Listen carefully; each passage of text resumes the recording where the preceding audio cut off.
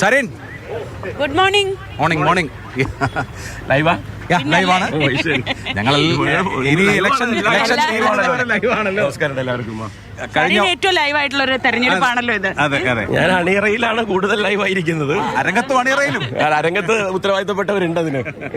ഈ കഴിഞ്ഞ ഉപതെരഞ്ഞെടുപ്പിൽ നിന്ന് വ്യത്യസ്തമായിട്ട് LDF ജയിക്കാനുള്ള എന്ത് സാഹചര്യമാണ് ഇവിടെ പാലക്കാട്? 3 പ്രധാന സാഹചര്യങ്ങളാണ് എന്റെ വിലയിരുത്തലുള്ളത്. എന്റെ വിലയിരുത്തൽ പിന്നെ ഫേമസ് ആണല്ലോ, അറിയാലോ. ഇത്തവണ പിരായിരി എണ്ണുമ്പോൾ അവസ്ഥ എന്തായിരിക്കും? അത് റസാഖ് ഭായ് എന്താ പറഞ്ഞ? റസാഖ് ഭായ് ഒന്നും പറഞ്ഞില്ല. നോക്കൂ, എനിക്ക് തോന്നുന്നത് പാലക്കാട്ടുകാരനായിട്ടുള്ള എന്ന് വെച്ച് കഴിഞ്ഞാൽ വളരെ ലോക്കലായിട്ട് അവരുടെ ഇടയിൽ ജനിച്ച് ജീവിച്ച ഒരു മനുഷ്യനെ എത്രയോ കാലങ്ങൾക്ക് ശേഷം കിട്ടിയിരിക്കണം. അദ്ദേഹത്തിന്റെ നാട്ടുവർത്തമാന ശൈലി നിങ്ങൾ ക്യാച്ച് ചെയ്തിട്ടുണ്ടാവുമെന്നാണ് ഞാൻ മനസ്സിലാക്കുന്നത്. എന്ന് വെച്ച് കഴിഞ്ഞാൽ ഇവിടുത്തെ ആളുകളുമായിട്ടുള്ള ഒരു ഹൃദയബന്ധം അദ്ദേഹം എന്നോ സ്ഥാപിച്ചു കഴിഞ്ഞതാണ്.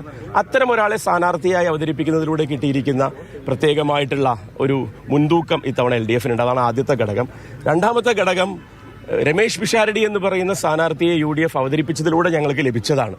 ഒട്ടും പൊളിറ്റിക്കൽ അല്ലാത്ത, അല്ലെങ്കിൽ ഞാൻ പൊളിറ്റിക്കൽ അല്ല എന്ന് വിളിച്ചു പറയാൻ ആഗ്രഹിക്കുന്ന ഒരു സ്ഥാനാർത്ഥിയെ കേരളത്തിൽ 140 മണ്ഡലത്തിലും വേറെ ഏതെങ്കിലും മുന്നണിയുടെയൊക്കെ ഭാഗമായിട്ട് കാണാൻ പറ്റുമോ എന്ന് ചോദിച്ചാൽ ഇല്ല എന്നാണ് എനിക്ക് തോന്നുന്നത്. ഞാൻ പൊളിറ്റിക്കൽ അല്ല എന്ന വാശി ഓരോ പ്രതികരണത്തിലും പുലർത്തുന്ന ഒരാൾ, അത് പലസ്തീൻ വിഷയമാണെങ്കിലും ശരി. റസാഖിന്റെ കാര്യത്തിലും അങ്ങനെ പറഞ്ഞൂടെ? അദ്ദേഹം പൊളിറ്റിക്കലാണോ? അദ്ദേഹത്തിന്റെ വാക്കുകളിൽ എന്താ കേൾക്കുന്നത്? ഇലക്ഷൻ അല്ലല്ലോ.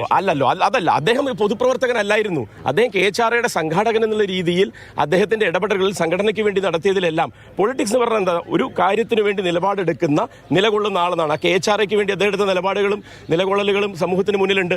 അദ്ദേഹം ഒരു സ്ഥാനാർത്ഥിയാകുന്നതിലൂടെ LDF അവതരിപ്പിക്കുന്നതിലൂടെ അദ്ദേഹം മിനിമം പാലിക്കേണ്ടുന്ന ചില കാര്യങ്ങളുണ്ട്. അത് അദ്ദേഹത്തിന്റെ വാക്കുകളിൽ എന്തെങ്കിലും കുറവുണ്ടായിട്ടുണ്ടോ? അദ്ദേഹത്തിന്റെ ചേഷ്ടകളിൽ കുറവുണ്ടായിട്ടുണ്ടോ? അദ്ദേഹത്തിന്റെ കമ്മിറ്റ്മെന്റിൽ കുറവുണ്ടായിട്ടുണ്ടോ? ഇതെല്ലാം കുറഞ്ഞൊരു സ്ഥാനാർത്ഥിയെ UDF അവതരിപ്പിച്ചതിലൂടെ ഞങ്ങൾക്ക് കിട്ടിയ എഡ്ജാണത്.